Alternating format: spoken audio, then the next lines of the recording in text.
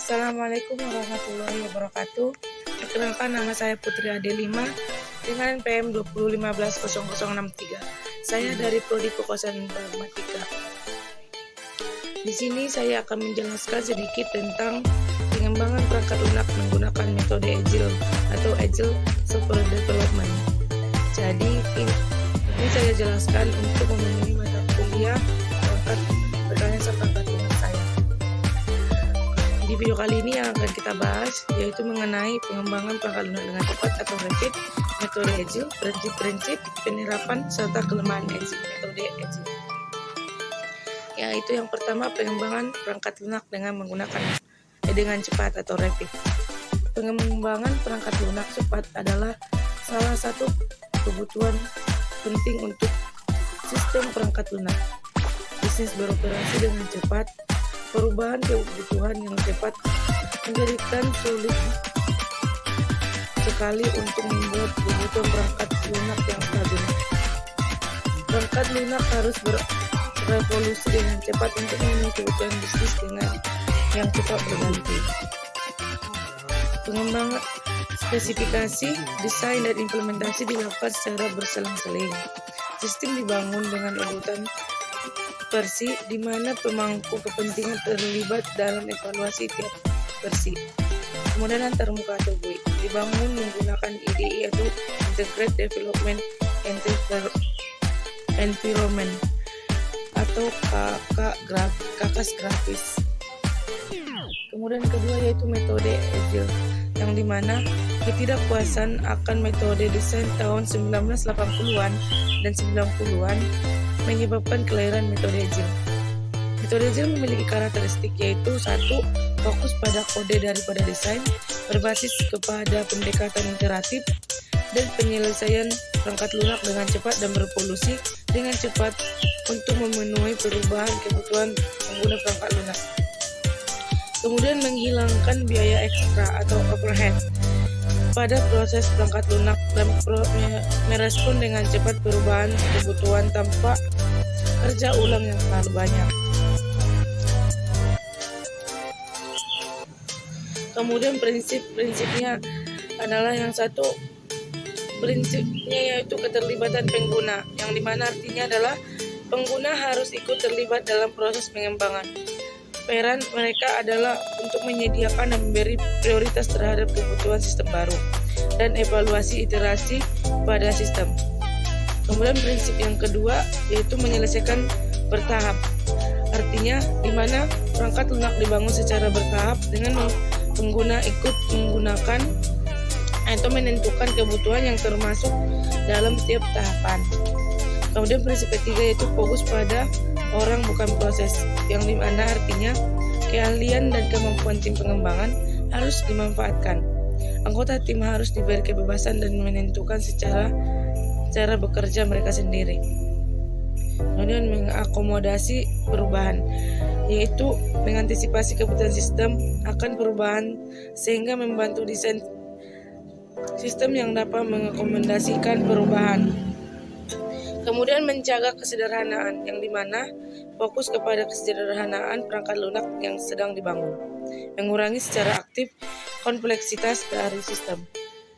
Kemudian penerapan metode Agile, yaitu pengembangan perangkat lunak di mana produk yang dibangun berskala kecil atau menengah.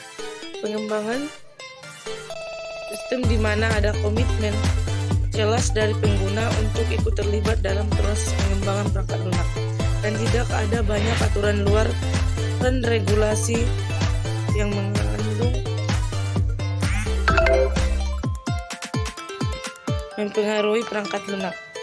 Dikarenakan fokus pada sistem yang kecil, maka penerapan metode Agile pada sistem besar akan menemukan masalah. Nah, kemudian kelemahan dari metode Agile yaitu akan sulit menjaga minat pengguna perangkat lunak untuk tetap terlibat dalam proses pengembangan. Anggota tim mungkin tidak sesuai dengan karakteristik metode Agile. Memberikan prioritas pada perubahan akan sulit jika ada banyak pemangku kepentingan. Menjaga kesederhanaan sistem memerlukan kerja ekstra, serta kontrak bisa menjadi masalah, sama halnya dengan pendekatan pengembangan interaktif. Nah, ini adalah metode agile dan perawatan perangkat lunak, di mana banyak organisasi lebih banyak menghabiskan waktu merawat perangkat lunak dibandingkan membangun perangkat lunak. Sehingga agar metode agile sukses, maka perawatan perangkat lunak harus didukung penuh sama halnya dengan pengembangan perangkat lunak. Masalah bisa muncul jika tim pengembangan asli tidak dapat dipertahankan. Terus ini adalah plan driven dan pengembangan agile, yang mana pengembangan dengan plan driven yaitu terbagi atas tahap-tahapan yang keluarannya telah direncanakan di awal.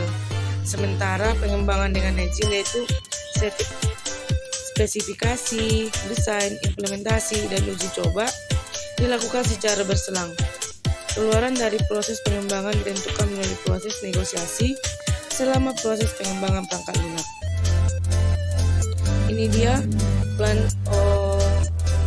prosesnya, yaitu dari plan base development, kemudian dia ke requirement engineering, sampai nanti dia kembali ke awal, yaitu pembuatan desain dan implementasi, kembali lagi membuat yang baru jika ada perubahan terbaru. Dan ini adalah isu teknis atau SDM dan organisasi, yang dimana kebanyakan proyek melibatkan elemen-elemen dari plan driven dan proses agile. Keseimbangan antara keduanya tergantung dari apakah sangat penting untuk memiliki spesifikasi dan desain yang sangat detail sebelum pindah ke implementasi. Jika benar, maka kemungkinan pendekatan plan driven lebih cocok. Kemudian, apakah melibatkan pengguna perangkat lunak untuk mendapatkan umpan balik dengan cepat sangat realistis jika benar menggunakan metode agile? Seberapa besar sistem yang akan dibangun? Metode agile cocok dengan sistem yang dibangun oleh tim kecil. Jika membutuhkan tim besar, maka pendekatan plan driven lebih cocok. Apakah tipe dari sistem yang akan dibangun? Pendekatan plan driven dibutuhkan untuk membangun sistem yang membutuhkan banyak analisis sebelum implementasi. Dan berapa lama umur hidup sistem? Sistem dengan umur hidup lama membutuhkan dokumentasi, desain untuk komunikasi antar pengembang dan tim pendukung.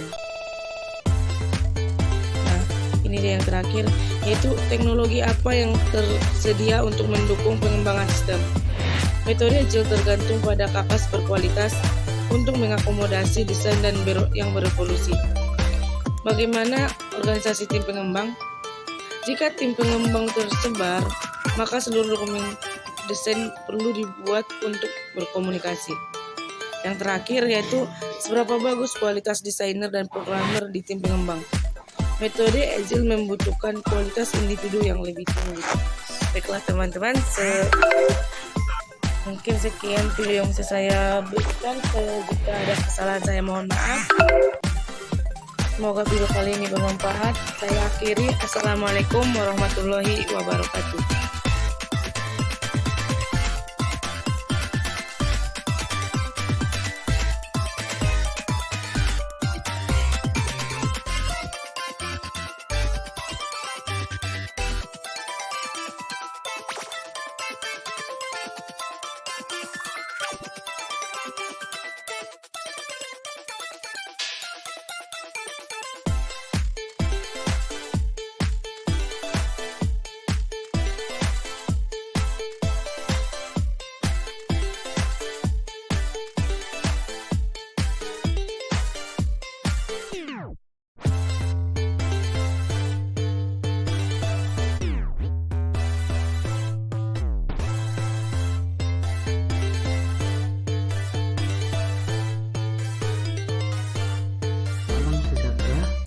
Perkenalkan, nama saya Darwin Halawa dengan NPM 2015-0027, pendidikan vokasional informatika. Di sini saya akan melanjutkan penjelasan mengenai materi kedua, yaitu dengan judul proses rekayasa kebutuhan. Proses rekayasa kebutuhan yaitu proses yang digunakan untuk suatu rekayasa kebutuhan yang sangat bervariasi tergantung pada dominan aplikasi, orang yang terlibat dan organisasi yang mengembangkan kebutuhannya. Namun, ada sejumlah aktivitas umum, yaitu 1. Pengumpulan kebutuhan, analisis kebutuhan, validasi kebutuhan, manajemen kebutuhan. Rekayasa kebutuhan adalah aktivitas kumulatif yang saling terkait. Selanjutnya yaitu proses rekayasa kebutuhan dalam bentuk spiral. Ini adalah proses rekayasa kebutuhan dalam bentuk spiral. Selanjutnya ada pemunculan dan analisis kebutuhan. Disebut pemunculan kebutuhan atau penemuan kebutuhan, yaitu melibatkan staf teknis yang bekerja sama pelanggan untuk menemukan domain aplikasi, layanan yang harus disediakan sistem dan batas operasionalnya. Mungkin melibatkan pengguna, manajer, insinyur, dan terlibat perawatan sistem, ahli, organisasi biro, dan lain-lain yang biasa disebut stakeholder. Proses pemunculan dan analisis kebutuhan. Proses pemunculan dan analisis kebutuhan ini yaitu bentuk boneka kayak gini. Itu yang pertama itu requirement discover, bahasa Inggrisnya. Kedua requirement classification dan organization. Baru yang ketiga dan lanjut yang keempat.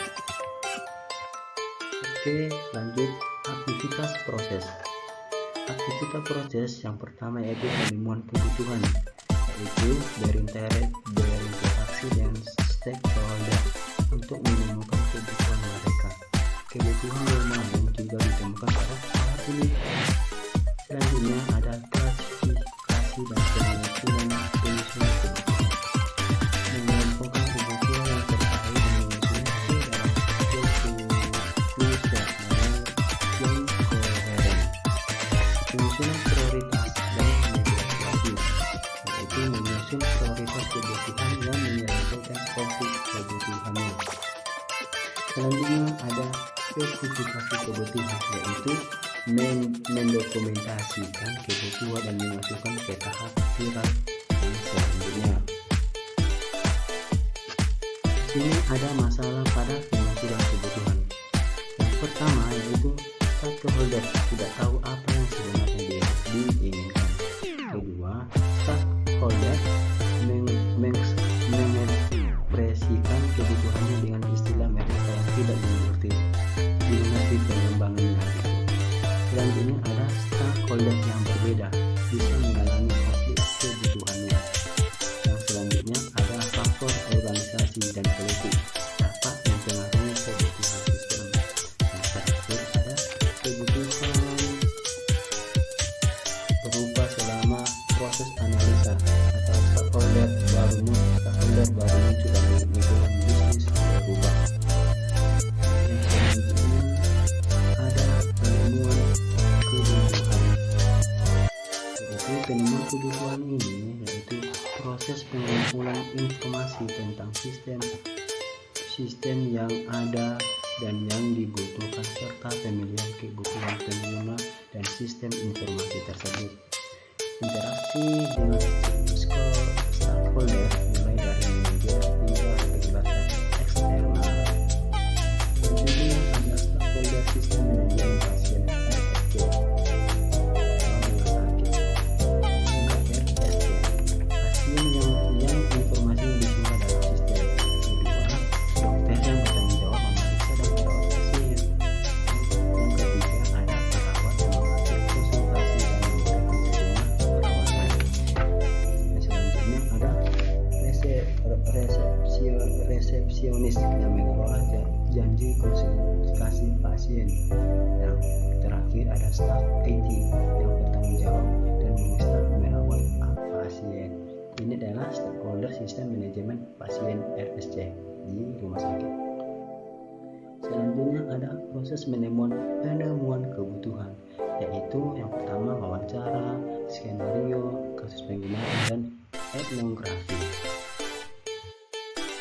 Wawancara.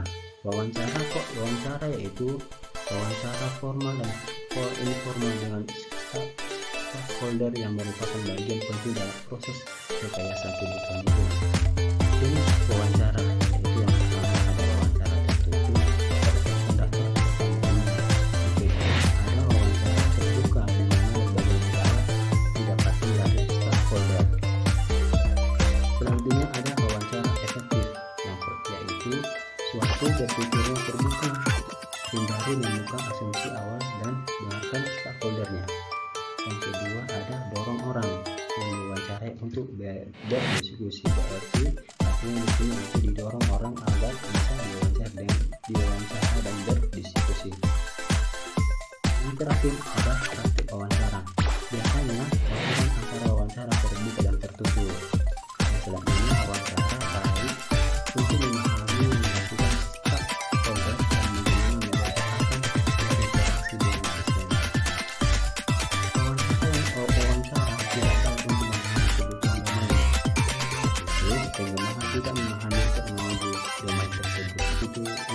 Itu maksudnya kenapa wawancara tidak baik untuk memahami kebutuhan domain, karena pengembang tidak memahami teknologi domain tersebut. Yang kedua ada skenario. Skenario adalah contoh nyata bagaimana sistem digunakan, yaitu ada skenario mencakup, karena skenario mencakup satu, deskripsi situasi awal, kedua, deskripsi aliran kejadian normal, ketiga, deskripsi kesalahan yang mungkin terjadi, yang keempat ada informasi aktivitas selanjutnya, kelima, deskripsi kondisi ketika skenario selesai. Skenario penghubungan catatan medis pasien RSC. Ini adalah contoh seperti ini adalah skenario penghubungan catatan medis pasien RSC. Ini assumption, normal, ada when scan forward, dan selanjutnya. Selanjutnya ada kasus penggunaan atau use case, yaitu kasus penggunaan merupakan teknik berbasis skenario pada UML yang mengidentifikasi aktor dan interaksi dalam sistem. Sejumlah kasus penggunaan harus mendeskripsikan semua interaksi yang mungkin dalam sistem itu. Selanjutnya, diagram sequence dapat digunakan untuk memverifikasi kasus penggunaan dengan menunjukkan urutan kejadian dalam sistem tersebut. Kasus penggunaan sistem manajemen pasien RSC. Ini adalah contoh kasus penggunaan sistem manajemen pasien di RSC atau di rumah sakit. Ini adalah contoh kasusnya, di mana di dalam kasus ini memiliki entity, yaitu ada dokter, manajer, medical,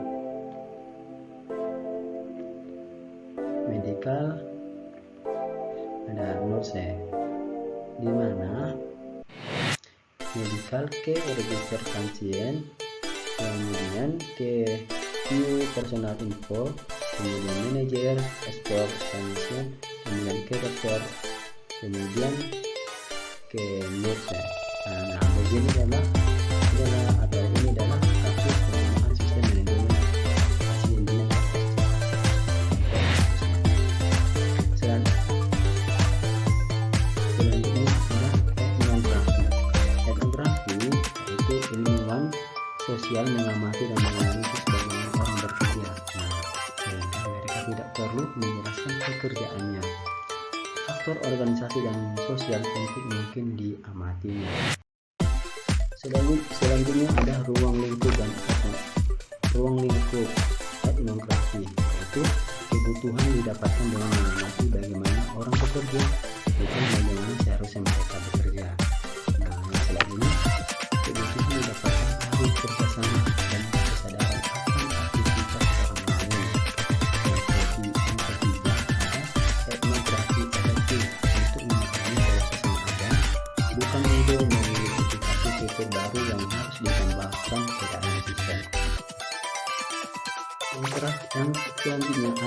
etnografi dan prototipe untuk analisis kebutuhan. Nah, ini adalah contoh etnografi dan prototipe untuk analisis kebutuhannya.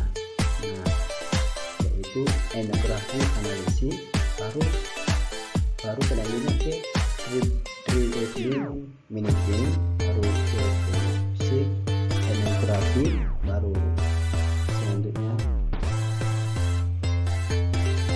ke sini. Nah, saat itu bisa juga ke sistem prototyping, dan kemudian lanjut ke review meeting. Nah, seperti itu adalah di bawah ini adalah contoh dari etnografi dan prototipe untuk analisis kebutuhan. Nah, itu masih memiliki kebutuhan. Yang selanjutnya ada validasi kebutuhan, di mana bertujuan untuk menunjukkan bahwa kebutuhan sesuai dengan yang diinginkan pelanggan.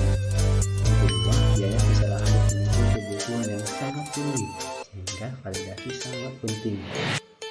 Karena memperbaiki kesalahan kebutuhan setelah pengguna sistem membutuhkan biaya hingga 100 kali memperbaiki kesalahan implementasi tersebut. Selanjutnya ada pemeriksaan kebutuhan, yaitu yang pertama kebenaran. Artinya apakah sistem menyediakan fungsi dibutuhkan pelanggan. Nah, berarti dia ini membutuhkan kebenarannya. Yang kedua ada konsistensi, yaitu apakah ada konflik kebutuhannya. Nah, yang ketiga ada kelengkapan, apakah semua fungsi yang dibutuhkan pelanggan tersedia. Yang keempat ada realisme, yaitu apakah kebutuhan ini diimplementasikan dengan anggaran dan teknologi yang ada. Yang terakhir ada verifikasi, dapatkah kebutuhan diperiksa. Nah, itu adalah dari pemeriksaan kebutuhan. Yang selanjutnya ada manajemen kebutuhan, di mana manajemen kebutuhan adalah proses pengolahan perubahan kebutuhan selama proses rekayasa kebutuhan dan pengembangan sistem. Kebutuhan baru muncul saat sistem dikembangkan dan setelah digunakan.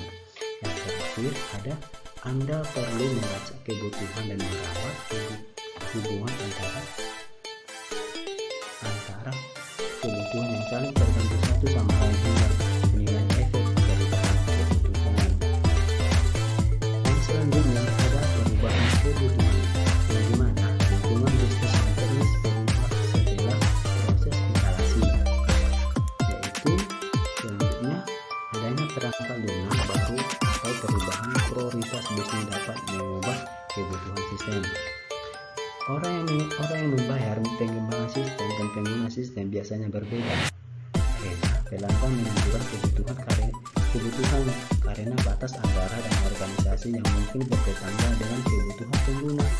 Maka setelah digunakan, perlu menambahkan fitur baru sehingga sistem sesuai dengan tujuannya. Selanjutnya ada perubahan kebutuhan. Sistem yang besar biasanya memiliki pengguna yang bermacam-macam, yang kebutuhan yang berbeda dan prioritas kebutuhan dapat menimbulkan pertetangga, yaitu kebutuhan akhir harus merupakan kompromi antar pengguna. Evolusi kebutuhan, ya, inilah contoh dari evolusi kebutuhan, itu yang mana ke understanding of ke initial requirements.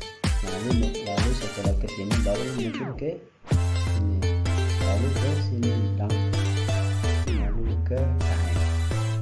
Oke, manajemen perubahan kebutuhan, di mana yang pertama adalah analisis masalah dan spesifikasi perubahan. Pada tahap ini masalah atau perubahan dianalisis untuk memeriksa apakah sudah sesuai. Hasilnya bisa berupa perubahan kebutuhan atau penolakan permintaan perubahan. Yang kedua, analisis dan pembelaan perubahan. Perubahan dan analisis dan perubahan kebutuhan dilakukan untuk menentukan apakah proses perubahan kebutuhan atau tidak. Yang ketiga ada implementasi perubahan, yaitu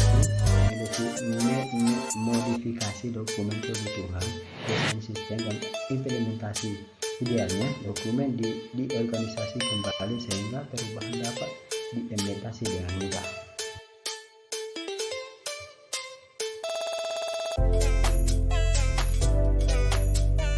Yang selanjutnya ada manajemen perubahan kebutuhan. Nah, ini dia adalah manajemen cara manajemen perubahan kebutuhannya dari identify problem ke problem analisis and specification, lalu ke analisis and costing, lalu ke sini selanjutnya ada. Oke, sekianlah, terima kasih dari saya yang bisa saya jelaskan dari materi kedua kami ini. Bila ada kata-kata saya yang kurang baik, yang kurang jelas, mohon maafkan, dan saya akan mengakhiri dengan terima kasih. Assalamualaikum warahmatullahi wabarakatuh. Perkenalkan, nama saya Harap Asri Amelia, MPN 20150038. Di sini saya akan menjelaskan tentang pemodelan sistem. Yang pertama adalah topik model konteks, model interaksi, model struktural, model perilaku, rekayasa berbasis model. Pemodelan sistem adalah proses pembuatan model abstrak dari sistem di mana setiap model menunjukkan pandangan atau perspektif yang berbeda. Saat ini, pemodelan sistem dilakukan dengan menggunakan notasi grafis yang hampir selalu berbasis notasi UML, The Unified Modeling Language. Pemodelan sistem membantu analisis, memahami fungsionalitas sistem, dan juga digunakan untuk berkomunikasi dengan pelanggan. Pemodelan sistem yang ada dan direncanakan, model dari sistem yang sudah ada digunakan selama proses rekayasa kebutuhan. Model ini membantu menjelaskan apa yang dilakukan sistem saat ini dan dapat digunakan sebagai dasar diskusi tentang kelebihan dan kekurangannya, sehingga membantu proses rekayasa sistem baru. Model sistem yang baru digunakan selama proses rekayasa kebutuhan untuk menjelaskan kebutuhan yang diajukan ke stakeholder. Engineer menggunakan model ini untuk mendiskusikan proposal dan dokumentasinya untuk proses implementasi. Perspektif sistem. Perspektif internal di mana konteks atau lingkungan sistem dimodelkan. Perspektif interaksi di mana interaksi antara sistem dan lingkungan atau antar komponen dalam sistem dimodelkan. Perspektif struktural, organisasi sistem atau struktur datanya dimodelkan. Perspektif perilaku, di mana perilaku dinamis sistem atau bagaimana sistem merespons suatu kejadian dimodelkan. Jenis diagram UML. Activity diagram menunjukkan aktivitas-aktivitas yang ada dalam suatu proses atau pemrosesan data. Use case diagram menunjukkan interaksi antara sistem dan lingkungannya. Sequence diagram menunjukkan interaksi antara aktor dan sistem serta antar komponen sistem. Kelas diagram menunjukkan kelas-kelas objek dalam sistem dan hubungan antar kelas. State diagram menunjukkan bagaimana sistem bereaksi terhadap kejadian internal dan eksternal. Digunakan model grafis sebagai alat yang memfasilitasi diskusi tentang sistem yang ada dan sedang diajukan. Model ini tidak lengkap dan tidak benar diperbolehkan karena perannya hanya untuk membantu diskusi. Sebagai cara untuk mendokumentasikan sistem yang ada, model ini seharusnya mempresentasikan sistem dengan akurat, tapi tidak harus lengkap. Sebagai deskripsi sistem yang detail yang dapat digunakan untuk menghasilkan implementasi sistem, model ini harus benar dan lengkap. Baik, cukup sekian yang saya sampaikan. Bila ada yang salah, saya mohon maaf. Wabillahi taufiq wal hidayah. Assalamualaikum warahmatullahi wabarakatuh. Assalamualaikum warahmatullahi wabarakatuh. Perkenalkan, nama saya Martua Sibuan, Prodi Vokasional Informatika NPM 2015-0043. Di sini saya akan menjelaskan rekayasa kebutuhan perangkat lunak.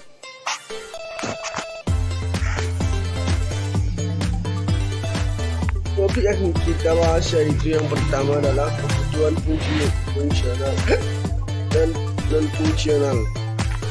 Yang kedua, dokumen kebutuhan perangkat lunak, dan ketiga, spesifikasi kebutuhan. Keempat, proses rekayasa kebutuhan. 5, analisa dan pemunculan kebutuhan. Keenam, validasi kebutuhan, dan yang terakhir, manajemen kebutuhan. Rekayasa kebutuhan merupakan proses penentuan layanan yang dibutuhkan pelanggan dan batasan sistemnya.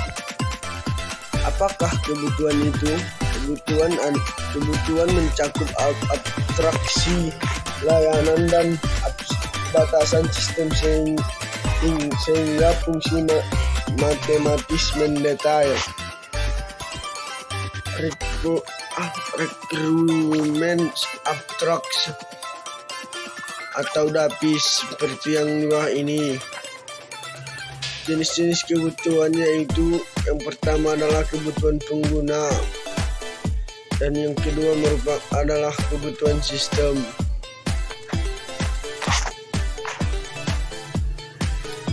Contoh kebutuhan user dan sistem seperti di bawah ini ya. Yang pertama adalah user recruitment definition, yang kedua adalah sistem recruitment specification. Pembacaan spesifikasi kebutuhan yang berbeda seperti yang kita lihat di layar ini.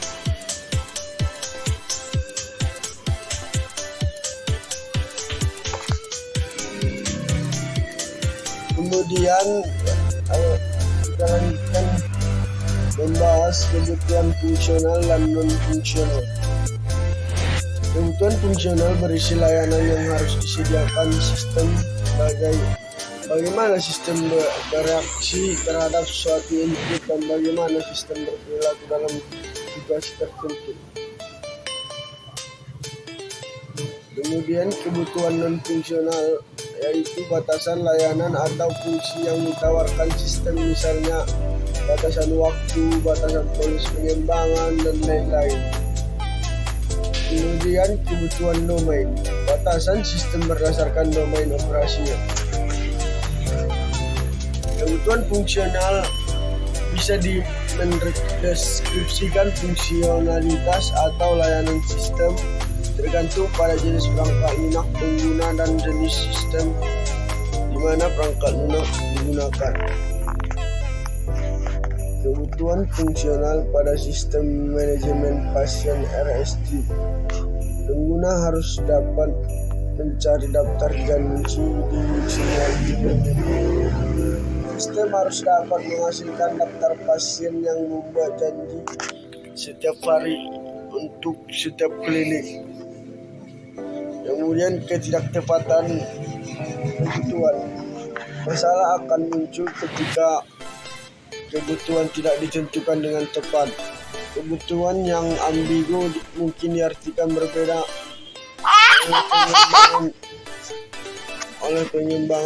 oleh pengembangan dan pengguna. Kelengkapan dan konsistensi kebutuhan. Pada dasarnya, kebutuhan seharusnya lengkap dan konsisten. Lengkap mendeskripsikan semua fasilitas yang dibutuhkan. Konsisten yaitu tidak boleh ada konflik atau kontradiksi pada fasilitas sistem. Namun dalam praktiknya tidak mungkin menghasilkan dokumen kebutuhan yang lengkap dan konsisten.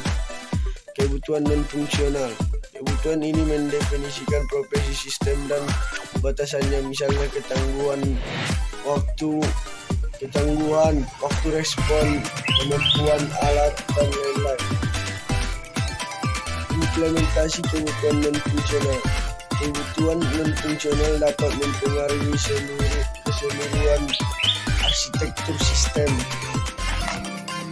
Suatu kebutuhan non-fungsional, misalkan keamanan, mungkin menghasilkan kebutuhan fungsional tertentu. Jenis-jenis kebutuhan non-fungsional yaitu seperti yang kita lihat di bawah ini atau di layar.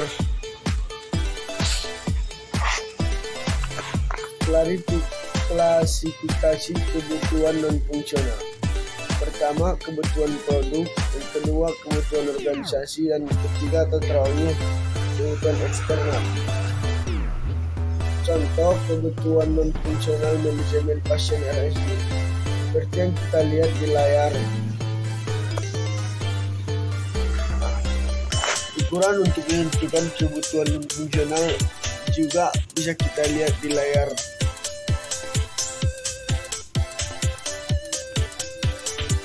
Kebutuhan domain. Domain operasional menimbulkan adanya kebutuhan dalam sistem. Kebutuhan domain dapat menjadi kebutuhan fungsional baru, batasan pada kebutuhan fungsional saat ini, atau menentukan komputasi khusus. Jika kebutuhan domain tidak terpenuhi, mungkin tidak akan dapat bekerja dengan benar. Contoh sistem perlindungan kereta api. Penurunan kecepatan kereta dihitung dengan persamaan. Akan sulit untuk orang yang tidak ahli pada domain tersebut memahami maksud dari pernyataan tersebut dan apa hubungannya dengan kebutuhan lain. Masalah pada kebutuhan domain. Pertama adalah pemahaman, kedua implisit. Cukup sekian yang dapat saya sampaikan, kurang dan nyangkanya saya mohon maaf. Wabillahi taufiq wal hidayah. Assalamualaikum warahmatullahi wabarakatuh.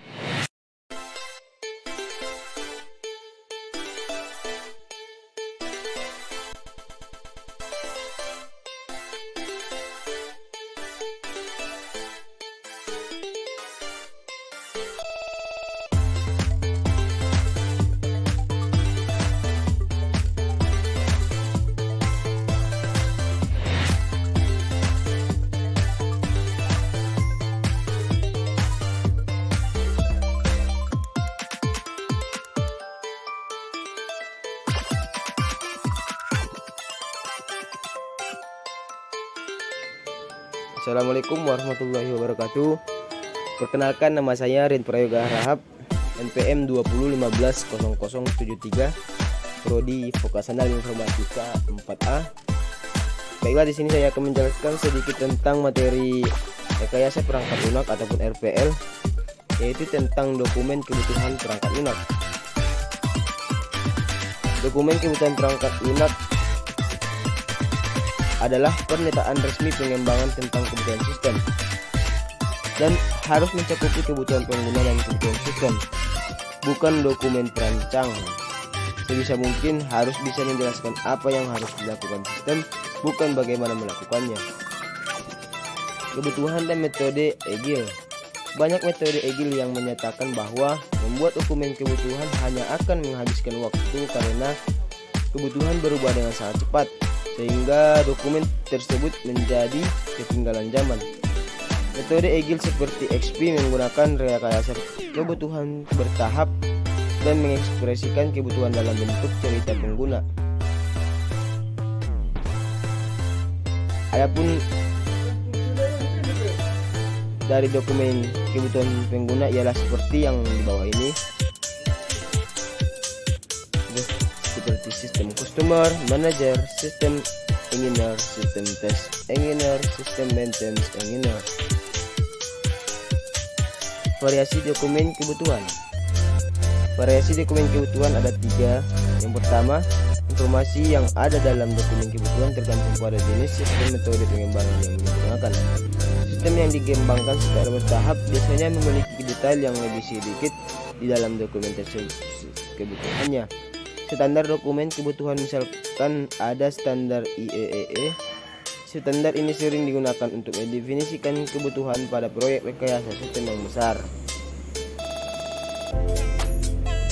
Sekarang selanjutnya ialah struktur dokumen kebutuhan.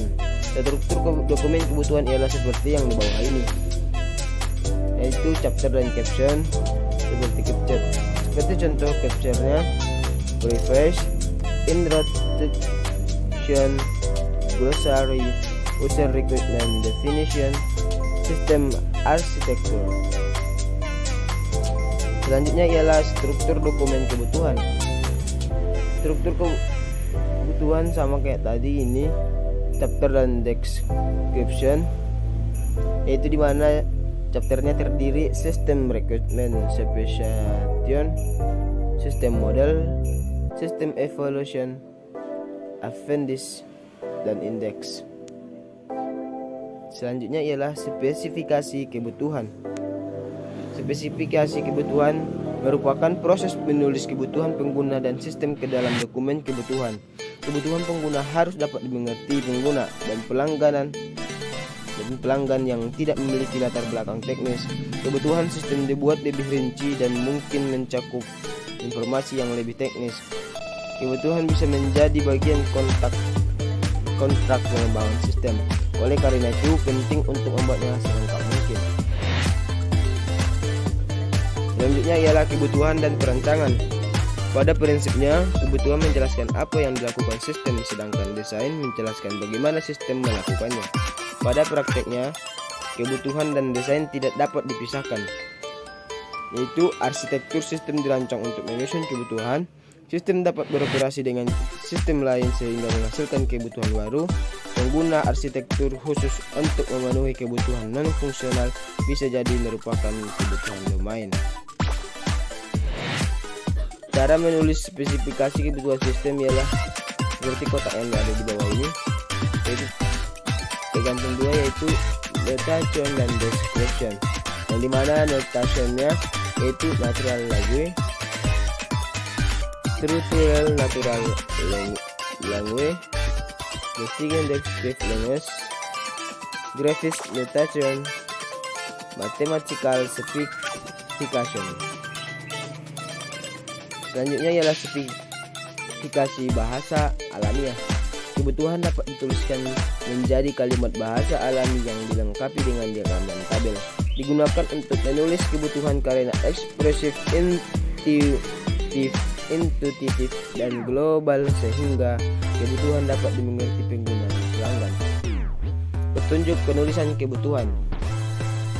Petunjuk penulisan kebutuhan ada 5, yaitu yang pertama, buat format standar dan gunakan untuk semua kebutuhan. Kedua, gunakan bahasa secara konsisten. Yang ketiga, gunakan highlight untuk mendefinisikan bagian penting kebutuhan. Yang keempat, hindari penggunaan jargon komputer. Dan selanjutnya yang terakhir, berikan penjelasan mengapa kebutuhan tersebut penting. Sekarang selanjutnya ialah masalah penggunaan bahasa alami. Masalahnya tergantung dari 3, yaitu kurang jelas, kekacauan kebutuhan, dan penggabungan kebutuhan. Yang pertama ialah kurang jelas, yaitu ketepatan sulit diperoleh tanpa membuat dokumen sulit dibaca. Kedua, kekacauan kebutuhan. Kebutuhan fungsional dan non-fungsional sering bercampur. Yang ketiga ialah penggabungan kebutuhan, yaitu beberapa kebutuhan yang berbeda mungkin diekspresikan bersama-sama.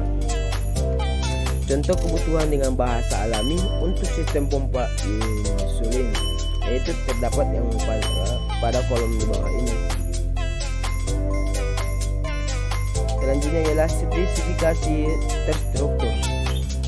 Yang pertama ialah kebutuhan dituliskan dengan cara standar. Kedua, baik untuk beberapa jenis kebutuhan tapi kaku untuk jenis kebutuhan lainnya.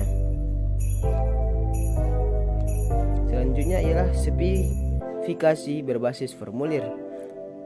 Spesifikasi berbasis formulir terdapat 7, yaitu Yang pertama, definisi fungsi atau entitas. Yang kedua, deskripsi input dan asalnya, deskripsi output dan tujuannya. Selanjutnya, informasi kebutuhan komputasi dan entitas lain yang digunakan. Yang kelima, deskripsi aksis yang diambil. Yang keenam, kondisi awal dan akhir. Yang terakhir, efek samping suatu fungsi. Spesifikasi terstruktur kebutuhan pompa insulin. Ia seperti kolom di bawah ini ya teman-teman. Selanjutnya ialah spesifikasi berbentuk tabel. Digunakan untuk sebagai tambahan bahasa alamiah, sangat penting ketika harus menentukan sejumlah aksi alternatif. Contoh, komputasi sistem pompa insulin berdasarkan perubahan level gula darah, dan tabel menjelaskan bagaimana menghitung kebutuhan insulin untuk skenario dan yang berbeda. Di bawah ini adalah contoh tabel spesifikasi komputasi pompa insulin. Itu terdapat condition dan action. Mungkin cukup sekian yang dapat saya sampaikan. Kalau ada kata-kata yang saya salah, saya mohon maaf. Wabillahi taufiq wal hidayah. Wassalamualaikum